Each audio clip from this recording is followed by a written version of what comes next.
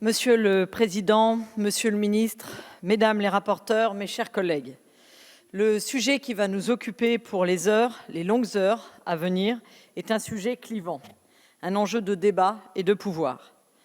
Le corps des femmes est un enjeu de pouvoir, souvent un enjeu de pouvoir masculin, et c'est peut-être là notre drame. Cette proposition de loi, Madame la rapporteure, vous place résolument du côté des femmes et de la capacité qu'elles doivent avoir à librement choisir leur destinée, librement choisir d'avoir ou non un enfant. C'est un choix lourd de conséquences, un choix que toute femme effectue au cours de sa vie, un choix qui a des conséquences sur la vie des femmes, mais un choix qui a également des conséquences sur la vie des enfants. Faire ce choix, c'est avant tout avoir l'accès à l'information. C'est un préalable nécessaire et absolu. Cette information, c'est avant tout celle de savoir que l'on est enceinte. Cette information, c'est celle de savoir les options que l'on a à disposition.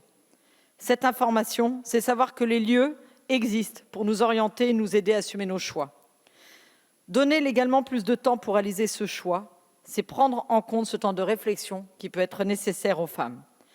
Augmenter cette durée, c'est aussi acter que partout sur notre territoire, les femmes n'ont pas encore le même accès à l'interruption volontaire de grossesse. Elle sera entre 3 000 et 5 000 femmes à aller à l'étranger pour se faire avorter en raison des délais légaux en France. Car au fond, c'est de ça dont il s'agit. Ce délai légal est un jalon dans la vie des femmes et de leur grossesse. Plus elles pourront avoir connaissance tôt de leur état, plus la capacité à choisir, à décider sera prégnante. Mais pour que ce choix puisse se dérouler sereinement, plusieurs conditions sont nécessaires. La première, évidemment, c'est se connaître. Connaître son corps, savoir comment il fonctionne, quelles sont ses réactions. Savoir qu'une relation sexuelle peut mener à une grossesse. Notre préalable devrait donc être d'accentuer l'éducation au corps, notamment à l'école. Elle existe, mais nous devons aller plus loin en ce domaine, qu'il s'agisse de lutte contre les violences sexuelles ou d'anticiper l'arrivée d'un enfant. Cette connaissance du corps, de son corps, est indispensable. La deuxième, je l'évoquais, c'est que l'on puisse avoir accès aux informations nécessaires et aux professionnels de santé nécessaires. On peut penser aux sages-femmes, bien évidemment, mais également aux gynécologues et aux centres de planification familiale. Le maillage de notre pays en la matière est en train de se défaire, obérant ainsi l'accès à l'information et donc aux soins.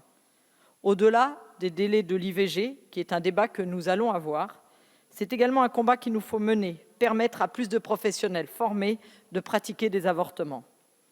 Je pense ici bien sûr à l'expérimentation que notre groupe avait portée l'année dernière, qui permettrait aux sages-femmes de pratiquer des IVG chirurgicales plus tardivement. Cette proposition de loi vient sacraliser cette expérimentation. Pour autant, les enjeux liés à cet acte réalisé par les sages-femmes doivent faire l'objet encore de discussions et d'arbitrages. On doit notamment réfléchir aux questions assurantielles, aux questions de formation ou de rémunération.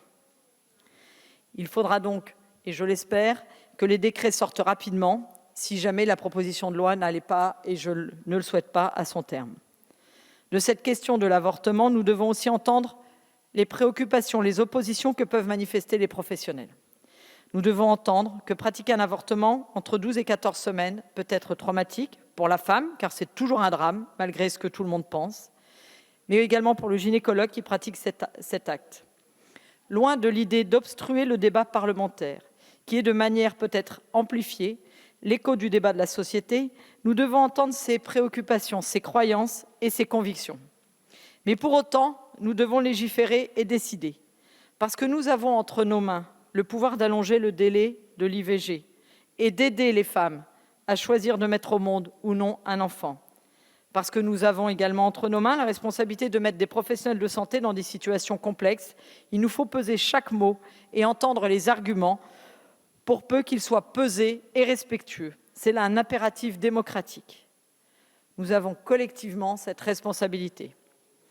Je sais que les débats seront clivés, que le consensus sera impossible entre les bancs de cet hémicycle, et même, parfois, au sein des mêmes bancs. Dès lors, c'est notre responsabilité individuelle, notre conviction d'élus de la nation qui va primer. Sur un tel sujet, notre groupe Modem et démocrates apparentés sera libre de s'exprimer et les députés voteront en leur âme et conscience. Je vous remercie.